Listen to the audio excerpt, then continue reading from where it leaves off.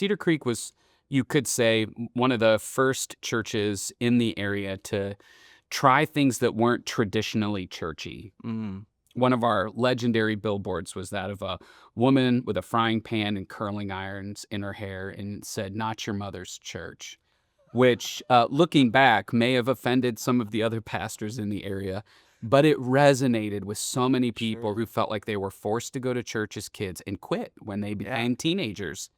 And, we're early adopters of what you could call crazy strategies that we see other places. And so we really try to learn from the best and use what we think will help introduce people to Jesus here. Welcome to Church 3.0, presented by Apollos, a podcast where we explore the nuances of modern Christian culture and the challenges of cultivating community while maintaining impact and relevance in the church. Join Tyler Vance, COO of Apollos, as he talks to church leaders from around the world to gain a deeper understanding of the Christian faith in a modern context. Push boundaries, change lives, create a more hopeful future.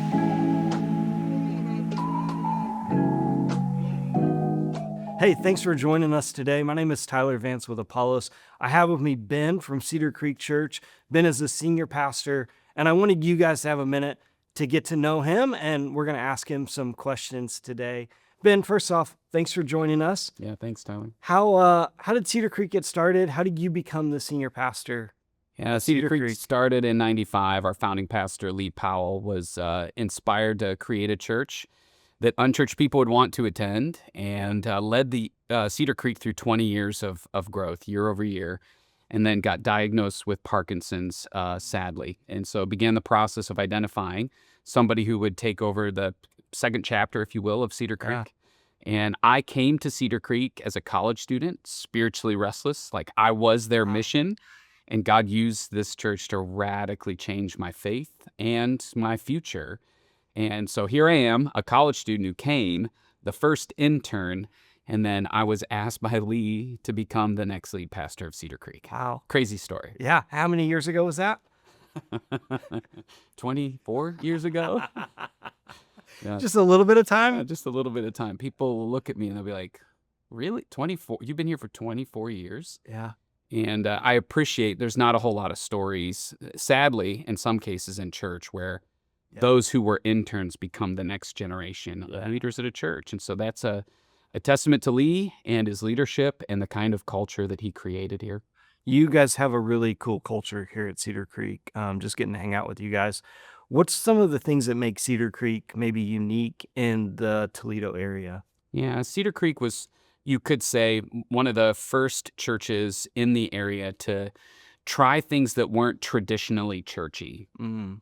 One of our legendary billboards was that of a woman with a frying pan and curling irons in her hair, and it said, "Not your mother's church," which, looking back, may have offended some of the other pastors in the area, but it resonated with so many people who felt like they were forced to go to church as kids and quit when they became teenagers. And, we're early adopters of what you could call crazy strategies that we see other places. And so we really try to learn from the best and use what we think will help introduce people to Jesus here. Yeah, and you guys are using Apollos for that as part of your journey for web and app. Yeah.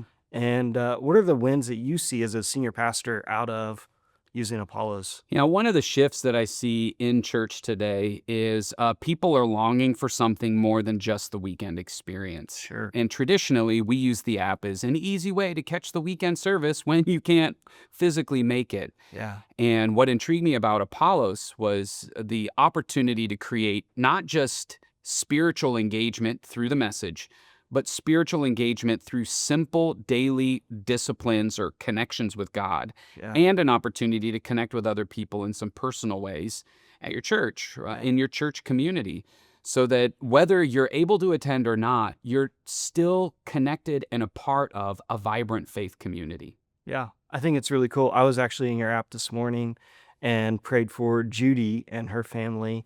And so just the experience to get to be even coming in as a part of your church community was really, really cool. And I loved it. One of the byproducts of the daily prayer is now I will see people in the lobby Yeah. And they won't know that necessarily that I'd prayed for them, that I saw it, but I'm like, hey, how's your son? Yeah. And the look that they give me is like, you saw that, like you see me. And it's like, man, I was praying for you.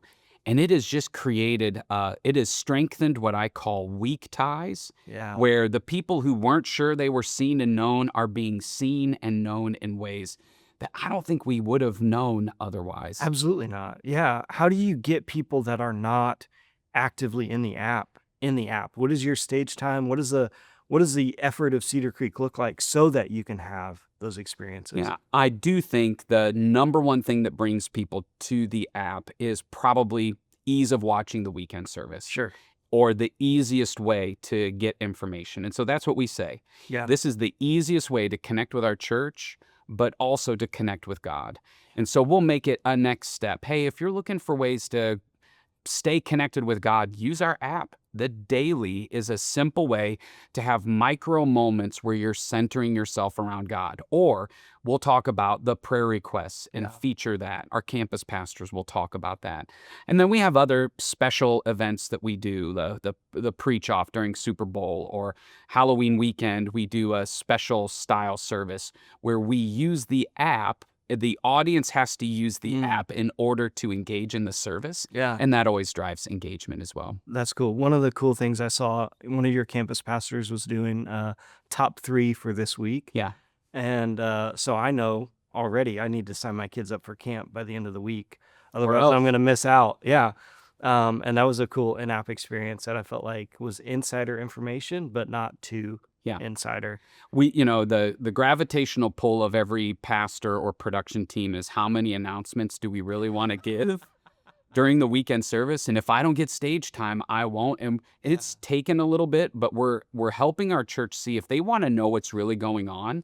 And if our staff really want to get out the information that they want people to be aware of, we want to point people to the app. And we want to make it as easy as possible for people to find that. That simplifies our approach to our weekend. Check out the app to find out everything that you need to know. Well, you guys do it really well. If I zoom out, what are like church trends that you're watching right now?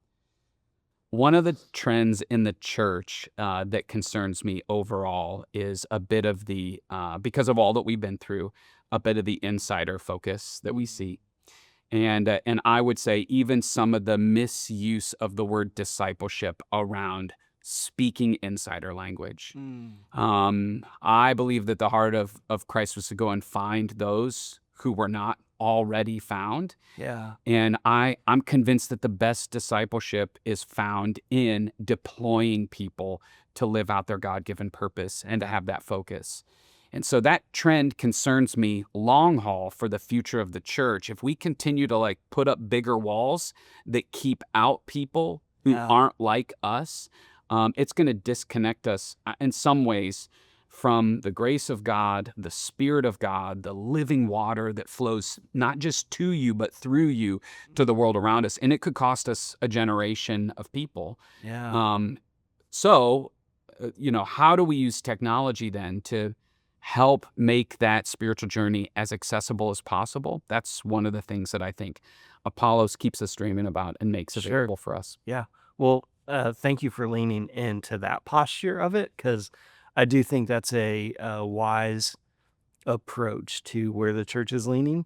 Not that we don't want to create deeper connections and deeper relationships with Jesus, but the methodology we use around that. I think another trend that's interesting is that people have access to a lot of information, and they don't always know how to get all of that kind of helpful content or information from a church.